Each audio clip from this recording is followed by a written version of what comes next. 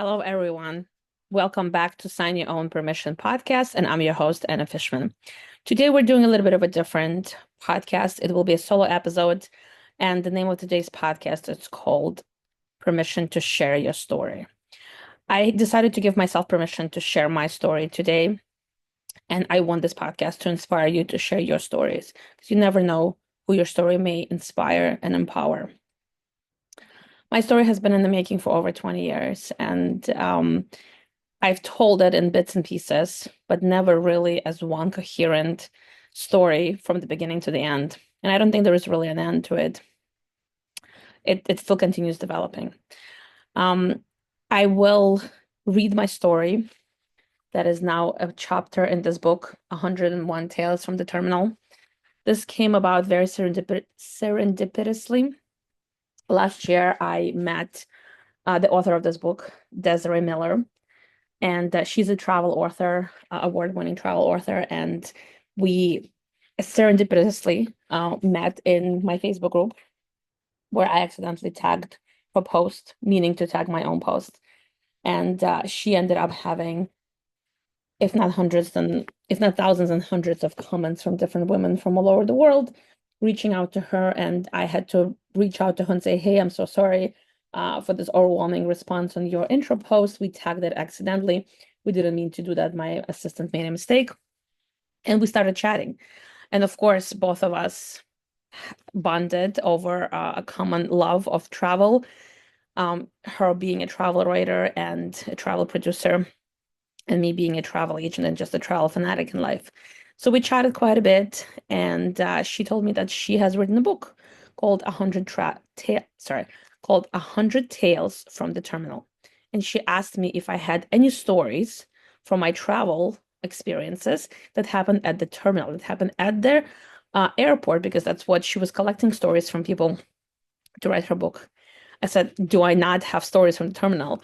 I've traveled for so many years and I've done so much in travel that, of course, I have hundreds of stories I can share with you. But I had one very important story that I wanted to share with her. So we chatted like this on Zoom, and she ended up including my story in her book, making her book 101 Stories from the Terminal. So I have this book here in my hands. I will put a link to this book on Amazon if you're interested in hearing other people's stories, because mine is only one story here. Mine is 101st story. There are 100 other amazing stories. And today I wanted to read the story that she wrote, that she did this huge honor for me to write my story in this book. So the story is called Flight to Freedom. KBP, which is Kiev Boryspil Airport, to JFK, New York, John F. Kennedy Airport. Kiev, Ukraine to New York, December 3rd, 1999. Shared by Anna Fishman. Sometimes when you take a flight, there are no doubt in your mind it's going to change your life forever. That's something Anna Fishman realized as she planned to take a trip of a lifetime back in 1999, and then again in 2022, when life came full circle for her, as you'll read here. I apologize in advance. I will get emotional. I'm already getting goosebumps reading through this, and I've read this several times before. I grew up as Jewish Russian in Ukraine. There weren't many of us. After enduring decades of a communist dictatorship, many in the Jewish community emigrated in the late 1970s and 1980s. When I was 14 years old, my family was among them, some of the last to leave in the late 1990s. It was 1999. My grandfather has secured a way for me, my parents, him, and my grandma to move to the United States, joining his brother and sister who had made a new life in America a few decades before. The deal with the visas was that he had to go and we could join him. But without him, the US was off limits to us. I knew how important this move was for my family, but it was still heart-wrenching. I spent my entire life in a teeny tiny town of about 8,000 people. To me, barely a teenager who knew very little English, leaving my life behind in Ukraine to go clear across the ocean to the massive metropolis of New York City was like moving from the moon to Earth. We were only allowed to bring 2 bags per person, If it didn't fit in those 2 bags, we had to leave it behind. My grandparents sold their entire home for just $3,000. My parents gave up our home too. We were literally starting over once we got to our new country with just $500 in cash for all 5 of us.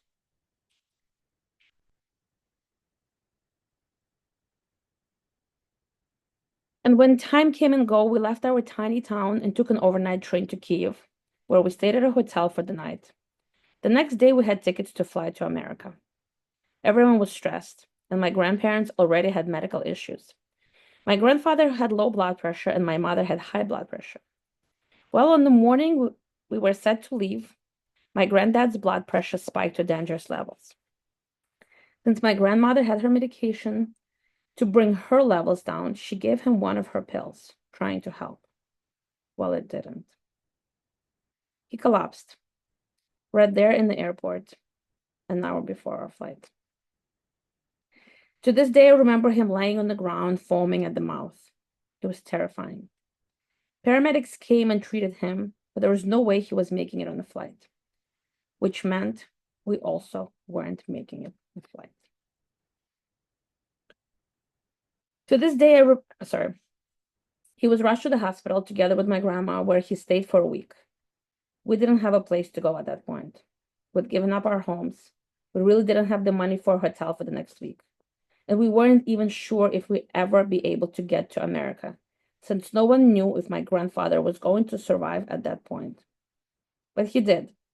And while he healed, an old friend of my mother's let us sleep in her tiny home. She wasn't a close friend even, just someone she'd met on a trip years before. But the single mom fed us and cared for us in her home with her young daughter. She was truly a saint. She worked at the international school, and I remember going to class that was taught fully in English with her daughter, just to sit in and help pass the time. It was so scary, hearing this new language, and it was just one class. I was about to make my whole life in America with this new language, new culture, and a new home.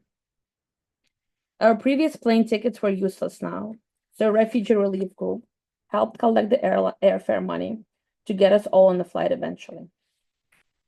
My grandparents were both 72 years old, and I remember my grandmother, who was so worried about the flight that she kept saying that she would not make it and we would have to bury her in the foreign land. But she made it, and so did my grandfather. To be honest, we were all worried about the flight. It was my first time ever on a plane, and I will never forget the mixture of fear and excitement, or how it felt when we finally landed at JFK Airport, or the grueling hours we endured going through immigration. After what seemed like forever, we got the green light and made our way to the home that had been set up for us. We were supposed to have a ride on Thanksgiving, but didn't get on the flight until December 3rd. When we opened the refrigerator at the new place, there was a piece of Thanksgiving turkey inside. Wild what you never forget, right? My room on the third floor of this building was on the third floor of this building, where the roof came together in an A, and there was a hole where I could see the outside through the wall. Definitely different. And as it turned out, not legal. After 5 months there, we were served papers telling us that we had 3 days to get out. Another relative of ours took us in. He was my uncle, someone my grandfather, at just 14 during World War II, had carried on his shoulders across much of Russia when he was just 3 years old in order to save his life. All these years later, he hid us in his garage behind his house. But it wasn't allowed, and he was worried about nosy neighbors. So we had to stay in hiding, taping black garbage bags to the windows to block the light for several months. But we survived it. The New York Times even published a story about our ordeal. Not something I loved, because I already felt awkward enough at school trying to fit in, barely speaking the language without everyone knowing the details of my life. And then they even called and asked if I wanted to be on the cover of that magazine. This was my first year in New York City. They sent a cab to pick me up with my mom, and I went to Central Park. They put me in the white dress, gave me 2 suitcases, setting up the picture with me on the great lawn. And the city skyline in the background taking photos on the sunrise. They even let me keep the dress. I thought I'd won the lottery. I'll take a pause from reading and show you the picture of me at 14 years old on the cover of New York Times Magazine back in 2000. Back in 2000. I need a sip because my heart is about to jump out of my chest.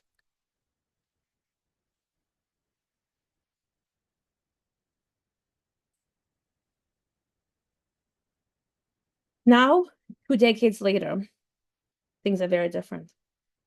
I'm married, I have children, and thriving business working in luxury travel, out of all places.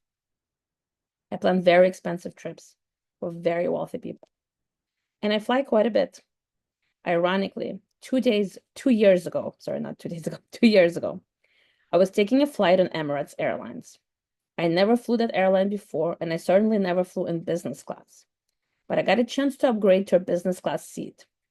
Not for free, not for points, but for my hard-earned money, which made all the difference in the world.